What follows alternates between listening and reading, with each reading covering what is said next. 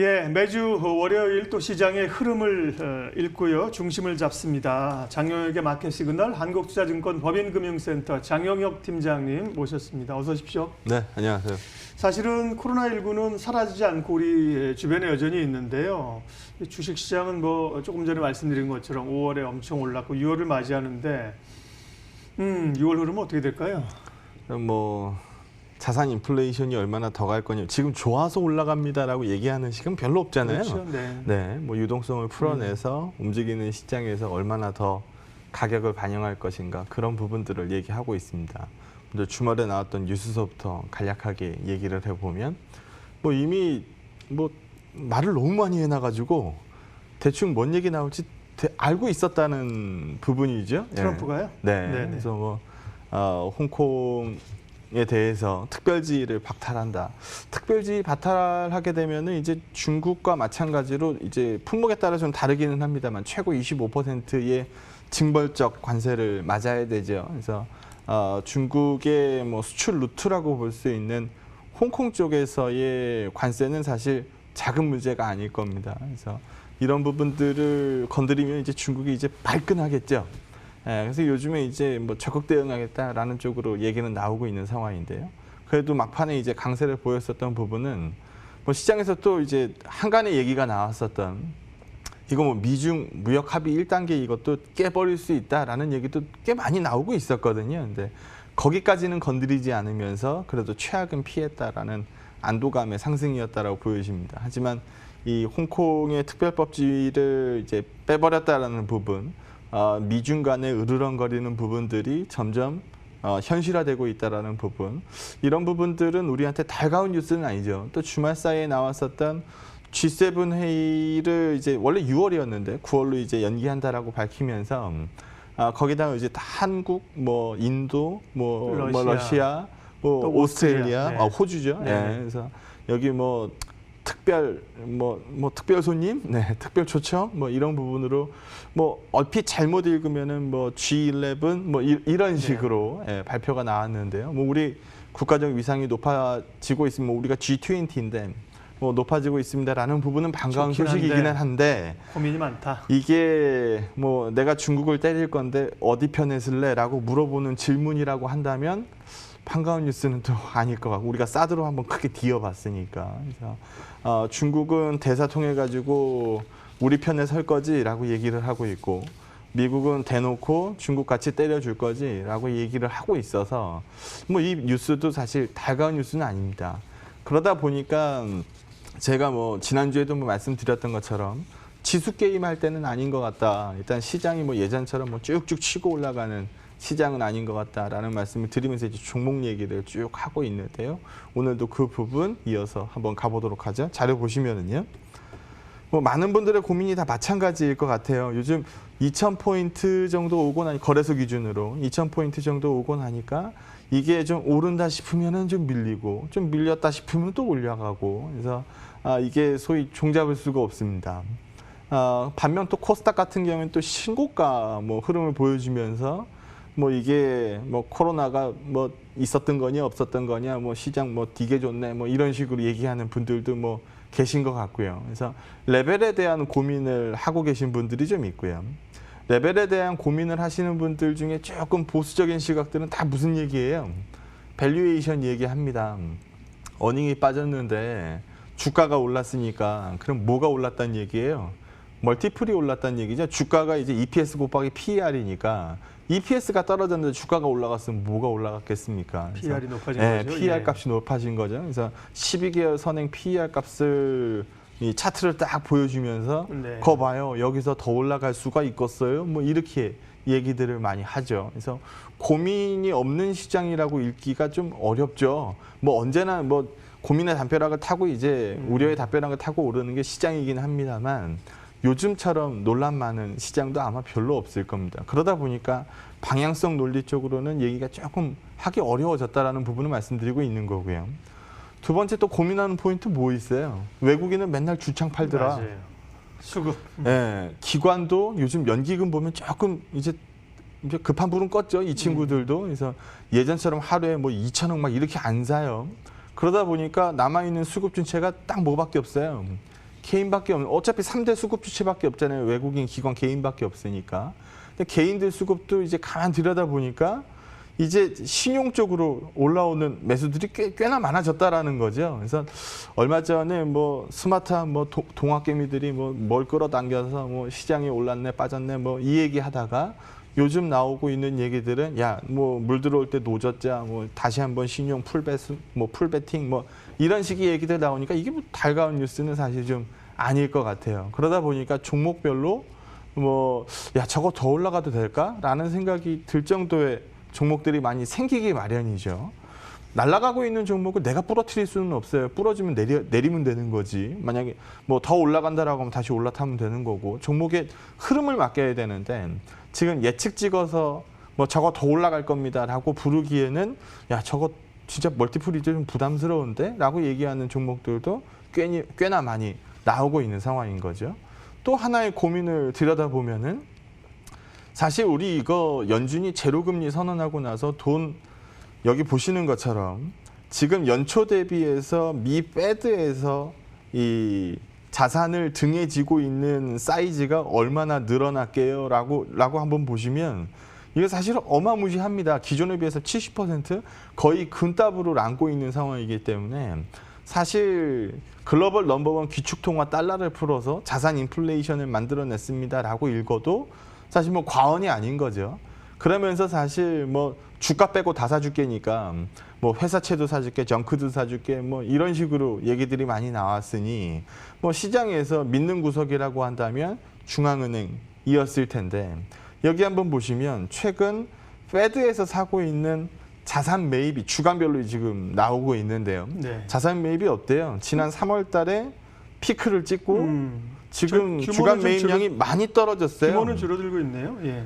뭐 여기 그대로 읽으면 딱 하나죠. 예. 주가는 올라올 만큼 올라왔고 급한 불은 껐으니 지금 여기서 내가 연준이 추가적으로 무리할 이유가 있겠느냐라는 시각으로 읽을 수밖에 없는 거예요. 그러니까 이제 제롬 파월 같은 경우에는 마이너스 금리에 대해서는 철저히 선을 긋고 있는 거고요. 딱 한 사람만 지금 쿡쿡 찌르고 있죠. 예, 트럼프가 이제 마이너스 금리 얘기까지 들먹이고 있는 상황이기는 한데 전 그렇게 안 갈 거라고 말씀드리고 있는 거고 그러면은 연준의 자산 매입, 뭐 시장의 소위 펌프질이라고 볼 수 있는데 이 부분이 옛날처럼 뭐 활발하지는 않더라. 그러면은 글로벌리하게 밀어 올릴 수 있겠느냐라는 고민을 하고 있는 거고요. 하는 얘기도 한번 해보. 지난주에 네. 사실 쇼킹하긴 했는데요. 저는 사실 인하 못할 줄 알았어요. 근데 만장일치 인하가 나오더라고요. 그래서 그거 보면서 사실 적지 않게 놀래기는 했습니다. 근데 여기 한번 보시면 내가 왜 금리를 내려요? 라는 데는 충분한 이유가 있어야 되는 납득이 돼야 될 거 아닙니까? 그래서 그 납득에 대해서 얘기를 한번 해보면 사실 이거 좀 창피한 일이기는 한데 코로나가 뭐 지지고 볶고 난리를 쳐도 2.1%는 클 것 같습니다라고 얘기하던 올해 성장률을 뭘로 바꿨어요?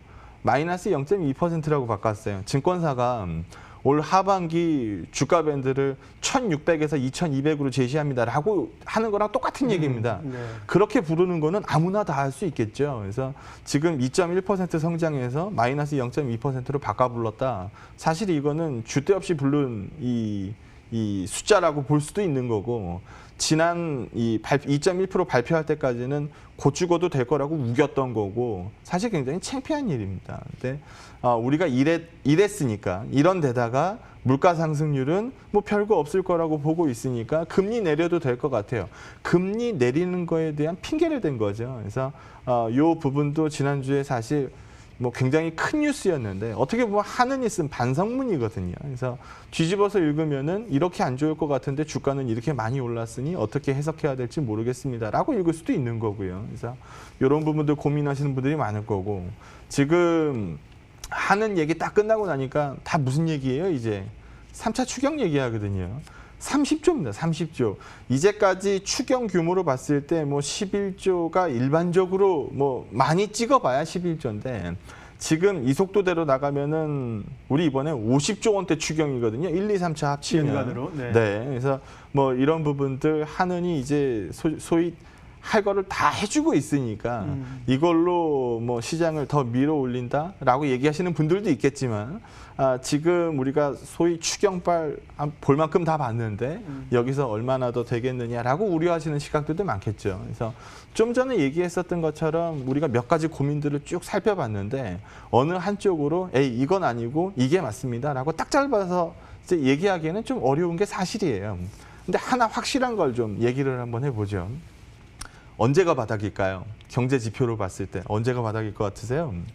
지금 확인해야 되는 거 아니에요? 네, 2분기나 네, 3분기나? 네. 네, 지금 2분기 얘기하고 있지만. 네, 지금 얘기 나오는 거는 2분기를 보는 게 사실 맞겠죠. 왜냐하면 지난 4월 달에 미 소매 판매액도 보니까 지금 전월 대비해서 16.8%가 감소했거든요. 근데 이유를 찾아보면 그때 미국인 97%가 봉쇄 상태에 있었고요. 4천만 명에 달하는 신규 실업자가 쌓여 있었고요. 뭐 이런 부분들이 나오니까 사실 뭐 소위 잘 나올 수가 없었던 건데 뉴욕시가 6월 8일 날 이제 경제 재개를 이제 발표를 했습니다. 어떻게 보면 미국에서 가장 활발하게 움직여야 되는 곳도 뉴욕이고 뭐 코로나의 발원지라고 볼 수 있는 곳도 또 뉴욕이었었던 거고요. 그만큼 의미하는 바가 굉장히 큰데요. 거기도 경제 재개를 한대요. 그럼 우리 그냥 쉬운 예로 한번 해보죠. 경제 재개 안 할 때 뉴욕시 길바닥에 있는 스타벅스에 사람이 있었을까요? 없었을까요? 별로 없었겠죠. 경제 재개하면 가서 커피라도 한 잔 사 먹겠죠. 그래서 이런 부분들로 그냥 가장 쉽게 생각해도 일단 풀어놓으면은 소비 데이터는 올라옵니다. 근데 여기 보시는 것처럼 이제 풀기 시작했으니까 4월은 다 닫혀 있었던 거고 그럼 5월은 4월보다 나을 거고 여기서 다시 한번 팬데믹이 재유행으로 뭐 흘러간다는 최악의 시나리오가 아니라고 한다면 2분기에서 바닥을 형성하고 올라가게 될 겁니다. 그럼 우리 반대로 한번 얘기해 보죠. 2분기가 바닥이다. 그러면은 언제가 제일 좋을까요? 3분기가 좋겠죠. 그죠? 예, 4분기는 뭐 턴어라운드니까 당연히 좋겠지만 내년 2분기 어떨까요? 기저효과가 뭐 어마무시하니까 그렇겠네. 그러면 바닥 찍고 올라가는 내년 2분기는 이만큼 튀어오른다는 소리거든요. 그래서 이런 부분들을 시장이 기저효과는 뭐 시장에서 제일 중요한 거는 턴어라운드고 그렇죠. 그 다음은 기저효과니까 그래서 바닥을 만들고 있는 부분을 먼저 시장이 반영하고 있다라고 한다면 이건 분명히 긍정적인 소식이 될 겁니다. 그리고 또 하나 봉쇄 해제가 다가오면 좀 전에 얘기했었던 것처럼 커피 한 잔이라도 더 사 먹겠지. 끝에서 이제 머리를 들어 올리기 시작한다라는 점은 적어도 바닥 형성에 대해서는 소비 심리에 대해서 바닥 형성은 상당 부분 공감대를 이뤄가고 있지 않느냐라는 얘기를 할 수 있다라는 거죠. 그래서 일단 돈발로 밀어 올렸으니까 이제는 펀더멘탈이 필요한데 펀더멘탈을 회복할 수 있는 그림들을 만들어가고 있는 시장. 그러니까 즉 날아간다라고 읽을 수는 없지만 다시 죽을 겁니다라고 읽을 수도 없는 시장 분위기. 기본은 만들어지지 않았느냐라고 읽고 있습니다. 6월을 시작하면서 전반적인 증시를 둘러싸고 있는 환경부터 한번 쫙 정리를 한 거고요. 고민과 기대 사이에 여전히 있는 거죠. 이제 전략 종목 얘기를 할 텐데요. 네. 상승의 속도는 분명히 좀 둔화됐다. 네, 네, 네. 예, 그다음에 이제 주로 강하게 탄력 있게 오르는 쪽이 코스닥인데 코스닥에 이제 둔화되면서 코스피 쪽도 관심이 있다. 네. 근데 주가는 또 안 밀린다. 네, 예, 네, 그러면 네. 결국 지난번 말씀하신 것처럼 종목 전략으로 가야 되는 거예요, 이걸도? 예. 종목 게임인데요. 네. 지난주 월요일 날 우리 뭐 네이버 카카오 부를 때만 해도 저게 더 올라가겠어요? 라고 했는데 주 초반에 뭐 네이버가 10%대 상승을 보일 정도로 뭐 이 SDI 같은 경우에는 하루에 상승폭이 뭐 13% 뭐 이렇게 나올 정도로 주 초반 굉장히 강했죠. 근데 주 후반에는 조금 이제 슬로우해지는 게 눈에 좀 보여요. 그러다 보니까 종목들 뭐가 올라와요? 삼성전자가 올라오고 뭐 SK이노베이션 올라오고 뭐 KB금융 올라오고 이렇게 전통적으로 순환 조선주도 메탄들 오르고 막 움직임들이 순환 쭉 나오거든요. 그럼 우리 한번 종목 얘기를 한번 쭉 훑어보자는 겁니다. 5월 달에 통으로 본 외국인 수급입니다. 뭘 제일 많이 팔았어요? 삼성전자, SK 하이닉스를 많이 팔았어요. 개인 투자자들이 어떻게 보면 이번에 동학 개미운동 할 때 제일 많이 산 종목이 또 삼성전자이기도 할 겁니다. 근데 정작 오르진 않았거든요. 다른 것들이 많이 올랐죠. 그러면서 이제 소위 많이 답답했겠죠. 어쨌든 외국인이 삼성전자 하이닉스를 팔고 있다는 얘기는 뭐 뒤집어서 얘기하면 뭐예요? 지수 게임으로 보진 않았다는 얘기예요. 5월 달에 코스피 상승률이 4%라고 아까 하셨죠. 삼성전자 하이닉스 팔아놓고 10%, 20% 올라가는 시장 그림 그리기는 좀 어려울 겁니다. 뭐 우리가 외국인 수급 볼 때는 뭐 방향성 쳐다보는 그림들을 얘기를 많이 하니까 뒤집어서 외국인이 6월 달 들어서 삼성전자, SK 하이닉스의 매수를 막 집행을 한다. 그럼 뒤집어서 얘기하면 그럼 뭐예요? 지수는 오르겠네. 이제 그죠? 지수 속도 예. 다시 붙을 수 있다라고 이제 읽으면 된다라는 거죠. 그래서 외국인 쪽에서는 우리 딱 방향만 보기로 하죠. 중요한 건 기관이니까요. 기관들 쪽 딱 들어가서 보면 뭘 제일 많이 팔았어요? 네이버, 카카오 이걸 제일 많이 팔았어요. 그래서 많은 분들이 이렇게 얘기를 합니다. 야, 부담되니까 파는 거야 라고 얘기를 많이 해요. 그러게요. 차익 실현한 거 아닌가요? 근데 이거를 그렇게 읽으시면 안 되고요. 이렇게 한번 읽어보시죠. 얘네들 시총 비중이 7%, 8%요 정도 돼요. 근데 포트 내에 들고 있는 비중이 이제 뭐 13% 막 이래요. 그럼 굉장히 오버웨이트한 거죠. 근데 주가가 계속 올라가요. 그럼 이게 시총 비중 대비해서 포트 비중이 가뜩이나 오버웨이트인데 이게 주가가 계속 올라가면 포트 내에서 비중이 어떻게 돼요? 13%, 14%가 아니고 15%, 16%, 17% 이렇게 가버리는 거거든요. 그건 부담스러운 그러면 얘기인가요? 과도하게 오버웨이 뛰는 부분은 잘라내야 돼요. 그래야 일정 부분의 오버웨이트를 끌고 가는 거지. 이거를 올라가는 이 네이버 카카오를 그대로 다 들고 있으면 시총 비중이, 포트 내 비중이 점점 어떻게 돼요? 과도하게 높아지거든요. 그래서 그런 부분들의 비중 조절으로 읽는 게 맞지. 과하니까 잘라내는 겁니다. 뭐 비싸니까 잘라내는 겁니다. 이렇게 읽기에는 무리가 분명히 있습니다. 그래서 그 부분으로 읽으시는 게 일단 좋을 것 같습니다라고 말씀을 좀 드리고요. 사는 것들 한번 보죠. 뭐 안 보이던 것들이 많이 보이실 거예요. 일단 뭐 LG화학, 삼성, SDI 날아간 건 뭐 다들 알고 계실 거고요. 그리고 뭐 신한지주, 뭐 현대차, 기아차, 뭐 KB금융, SK이노베이션 솔직히 뭐 저도 뭐 지난주에 말씀을 드리긴 했습니다만 아무도 안 쳐다봤잖아요. 저거 지금 누가 사겠어요라고만 얘기를 많이 했지. 뭐 이런 부분들이라든지 그래서 적극적인 순환매 트레이딩들이 나오기 시작합니다. 방향은 외국인한테 물어보지만 종목은 우리 누구한테 물어봤어요? 기관들한테 네. 물어봤거든요. 그래서 이 적극적인 순환매도 또 하나의 아이디어가 충분히 될 수 있다. 그래서 이 하락폭 대비해서 얼마나 채웠느냐라고 들어가서 보니까 뭐 소프트웨어 하면은 뭐 많잖아요. 뭐 건강 관리 뭐 이런 쪽들은 우리가 흔히 뭐 날아가는 종목들 얘기할 때 많이 나왔었던 거고 밑단을 한번 보죠. 디스플레이 뭐 제일 대표적인 거 LGD인데 LGD 지금 상황 안 좋은 건 우리 모두 다 알고 있으니까요. 그래서 뭐 다 죽어 있는 거를 내가 들어 올릴 수는 없으니 이거 뭐 손댈 필요는 없겠죠. 하지만 요즘에 뭐 조선주도 최근에 머리 좀 들어 올렸죠. 뭐 정부에서 지원한 얘기 많이 나오고 있고요. 반도체 최근 삼성전자, 하이닉스 시장 탄성이 부활되고 있는 부분도 눈에 좀 보일 거고요. 뭐 은행주들 요즘 대거 올라오는 것도 좀 보이고요. 뭐 이런 부분들 뭐 호텔 레저 뭐 여기는 조금 변동성이 클 수밖에 없으니까 뭐 이런 부분들이라든지 뭐 에너지라든지 뭐 정유 같은 거 얘기하면 되겠죠. 그래서 이런 부분들이 낙폭 대비해서 아직 반도 못 채웠습니다. 그래서 순환매 쪽으로 읽을 수 있는 아이디어들은 여전히 있으니까 늘 이쪽은 주도주 흐름이라고 우리가 읽었었던 거고 이쪽 흐름은 순환매 흐름이라고 읽어야 될 그림인데 제가 이거를 뭐 방향을 제가 정할 수는 없는 거니까 만약에 기존 성장주가 더 간다. 그럼 이쪽으로 다시 포지션을 실어내야 되는 거고 아니다 이쪽이 더 줄어든다 지난번에 뭐 금요일날 네이버가 6% 빠졌으니까 이쪽에서 더 밀린다라고 하면은 이런 쪽에 투자 아이디어가 더 많이 올라오겠죠. 그래서 뭐 바벨 전략처럼 갖다 쓰셔야 될 것 같습니다. 그래서 바벨 전략 쪽에 무게를 좀 둬서 이제 설명을 좀 드리면.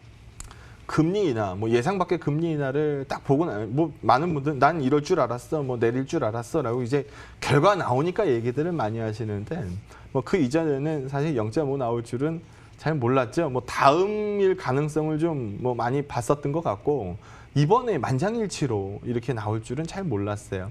근데 금리 인하 딱 나오고 나니까 그럼 은행주한테 안 좋은 거 아닙니까? 라고 그렇죠. 얘기들을 많이 해요. 네. 근데 은행이 돈 버는 거 가만 한번 생각해 보시면 뭐 증권사도 마찬가지긴 한데 금리 인하 딱 나왔어요. 그러면은 뭐 귀신같이 내려요. 뭐를 귀신같이 내려요? 예금 수신금리는 귀신같이 내리죠. 예. 반면에 대출금리는요. 잘 안 내리죠. 그걸 먹는 게 넷 인컴 마진, 님 비율입니다. 그러면 넷 인컴만 님이 이제 빠지냐, 뭐 오히려 뭐 버티냐 이 부분 가지고 읽어내면 되는 거죠. 그래서 여기 보시는 것처럼 님이 바닥을 형성하고 뭐 님이 마이너스로 들어가지는 않으니까요. 그래서 뭐 지금 은행주한테 유리한 구간은 분명 아니거든요. 그렇지. 분명히 님이 빠지고 있으니까요. 대신 바닥 부분에 온 거는 분명한 것 같다. 요즘 은행주들 쪽으로 외국인도 그렇고 기관도 그렇고 매수가 많이 쏠리고 있는 이유도 주가는 항상 선반영하거든요. 그래서 뭐 이 정도 조 단위로 버는 애들인데 멀티플 이 정도로 내려왔으면 한번 손대볼 타이밍 된 거 아니냐라는 얘기들을 많이 하고 있는 것 같고요. 지난주에도 제가 SK이노베이션 말씀 한번 드렸었는데 많은 분들이 이 빨간색만 봐요. 복합 정제 마진이 아직 올라온 게 없다. 뭐 아직 뭐 배럴당 얼마 회복 못했으니까 이거 뭐 좋은 거 없다. 뭐 아직 뭐 정유는 어렵다라는 얘기들 많이 하는데 이 정유의 기본은 레깅 값을 반영을 해야 됩니다. 그러니까 이게 시차를 두고 반영을 한다라는 부분이죠. 그래서 1개월 레깅을 주로 보는데요. 얼마 전에 최악이었던 게 맞아요. 근데 지금은 굉장히 빠르게 올라오고 있거든요. 그래서 복합 정제 마진을 보는 게 아니고 레깅 값을 봐야 된다라는 부분으로 읽으시면 정유주도 분명히 바닥은 지난 가격이라고 볼 수 있는 거고요. 화학주들도 어떻게 보면은 유가가 떨어진 거는 이제 비용의 감소가 올라온 거고 그러면은 판가가 떨어지는 부분이 비용 떨어지는 것보다 덜 떨어지면 마진이 개선되는 거잖아요.